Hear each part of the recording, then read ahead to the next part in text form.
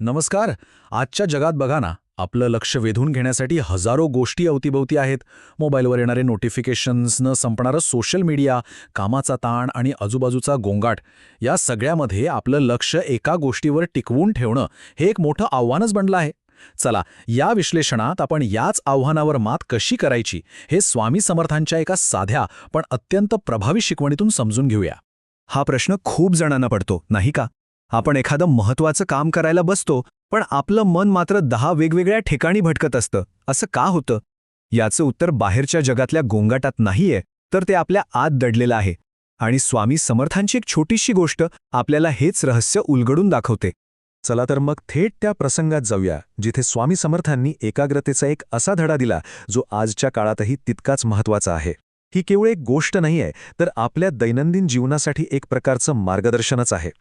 जरा कल्पना करा, एक साधं प्रसन्न वातावरण आहे. स्वामी समर्थ एक महान सिद्धपुरुष, लहान मुलांमध्ये अगदी त्यांच्यासारखेच होऊन गेलेत आणि त्यांच्यासोबत गोट्यांचा खेळ खेळतायत. यात कोणताही मोठेपणा नाही, फक्त एक निरागस आनंद आहे. आता जिथे लहान मुलं खेळतायत तिथे शांतता कशी असणार, बरोबर ना?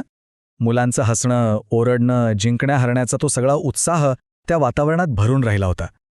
एक प्रकारचा आनंदी गोंगाट तिथे सुरू होता, जो त्या खेळाचाच एक भाग होता. त्याचवेळी अगदी जवळच चोळप्पांची सासू बसली होती. त्या पारायण करत होत्या, म्हणजे एक धार्मिक ग्रंथ वाचत होत्या. साहजिकच त्यांना शांतता हवी होती, जेणेकरून त्यांचं लक्ष पूर्णपणे त्या वाचनात लागेल. म्हणजे बघा, एकाच ठिकाणी दोन पूर्णपणे विरुद्ध गोष्टी लढत होत्या. एकीकडे खेळाचा दंगा आणि दुसरीकडे शांततेची अपेक्षा. अखेर त्या बाईंचा संयम सुटलाच. खेळाच्या आवाजामुळे त्यांना वाचताना त्रास होऊ लागला आणि त्या थोड्या वैतागून म्हणाल्या की कृपा करून थोडा आवाज कमी करा. त्यांची तक्रार अगदी स्वाभाविक होती, नाही का? आपल्यालाही अनेकदा वाटतं की शांततेशिवाय लक्ष कसं लागणार. पण इथेच या कथेला एक जबरदस्त वळण मिळतं. स्वामींनी त्या बाईंना जे उत्तर दिलं त्याने एकाग्रतेची संपूर्ण व्याख्याच बदलून टाकली. विचार करा, किती साधा पण थेट काळजाला भिडणारा प्रश्न आहे हा. स्वामींनी गोंगाट कमी करायला सांगण्याऐवजी त्या बाईंच्या एकाग्रतेवरच प्रश्न विचारला. ते म्हणाले की जर आपलं मन खरोखरच एखाद्या गोष्टीत पूर्णपणे बुडून गेलं असेल तर बाहेरच्या जगात काय चाललंय याचं आपल्याला भानच राहत नाही. खरा अडथळा बाहेरच्या आवाजात नसतो, तो आपल्या आतल्या सतत विचलित होणाऱ्या मनात असतो. मग तो मुलांच्या खेळाचा आवाज असो किंवा आपल्या मोबाईलचा नोटिफिकेशन टोन. आणि इथेच या कथेचा संपूर्ण सार दडला आहे. एकाग्रता म्हणजे आजूबाजूला स्मशान शांतता असणं नव्हे, तर खरी एकाग्रता म्हणजे आपलं मन एखाद्या कामात इतकं गुंतलेलं असणं की बाहेरचा गोंगाट आपल्यापर्यंत पोचूच शकत नाही. मग ते ऑफिसचं एखादं महत्त्वाचं काम असो किंवा फक्त आपल्या कुटुंबासोबत घालवलेला वेळ असो, लक्ष तिथेच हवं. स्वामींनी हीच शिकवण त्या खेळणाऱ्या मुलांनाही दिली.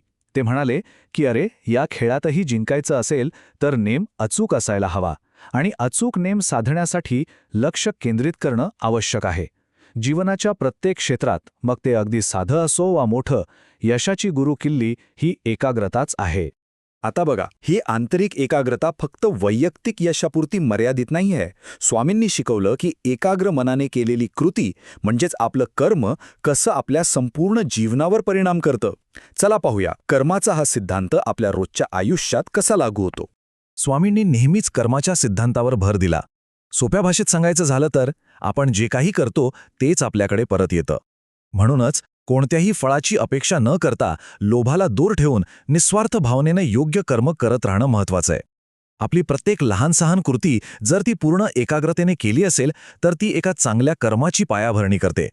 आणि असं शुद्ध कर्म फक्त एकाग्र मनच करू शकतं. जेव्हा एकाग्रता आणि योग्य कर्म एकत्र येतात तेव्हा आयुष्यात एक प्रकारची निर्भयता येते. भीती नाहीशी होते, कारण एक विश्वास तयार होतो. आणि हाच विश्वास स्वामी समर्थांच्या शिकवणीचा सर्वात मोठा आधार आहे. हे केवळ एक वाक्य नाही, तर एक खूप मोठं आश्वासन आहे. जेव्हा आपण पूर्ण एकाग्रतेने आणि शुद्ध हेतूने आपलं काम करतो तेव्हा एक आंतरिक शक्ती आपल्यासोबत उभी राहते, जी आपल्याला प्रत्येक संकटात आधार देते. ही शिकवण आपल्याला सांगते की खरा आधार बाहेर कुठे शोधायची गरज नाही, तो आपल्या आतच आहे, आपल्या एकाग्रतेत आणि आपल्या कर्मात. तर मग प्रश्न हा उरतो की आपण आपल्या आयुष्यातल्या गोंगाटाला दोष देत राहणार की स्वतःच्या मनाला एकाग्र करायला शिकणार.